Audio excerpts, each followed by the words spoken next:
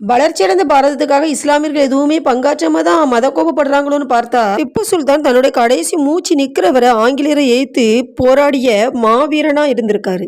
இதெல்லாம் பத்தாதுன்னு நினைக்கிறாங்களோன்னு பார்த்தா, அந்த காலத்துல சக்தி வாய்ந்த ராக்கெட் மற்றும் ஏவுகணை தொழில்நுட்பத்தை முதல்ல பயன்படுத்தின மன்னர் திப்பு சுல்தான். ஆங்கிலேயருக்கு நிகரா நவீன ஏவுகணைகளை அவர் தான் பயன்படுத்தி இருக்காரு.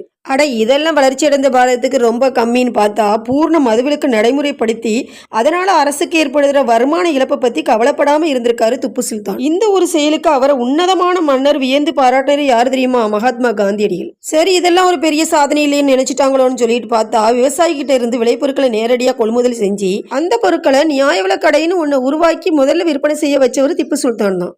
உயிர் பெயர நேரத்துல கூட ஆங்கிலேயரை பார்த்து உனக்கு கட்டுப்பட முடியாது, ஆடுகளை போல 200 ஆண்டு வாழ்றதை விட 2 நாள் புளிய போல வாழ்ந்து மடிஞ்சிடலாம் வீர வசனம் பேசி மடிஞ்சவர் திப்பு சுல்தான். போங்கப்பா, மக்கள் நலனுக்காக நாடு நாடா போறவங்களுக்கு இதெல்லாம் ஒரு பெரிய விஷயமாவா தெரிய போகுது.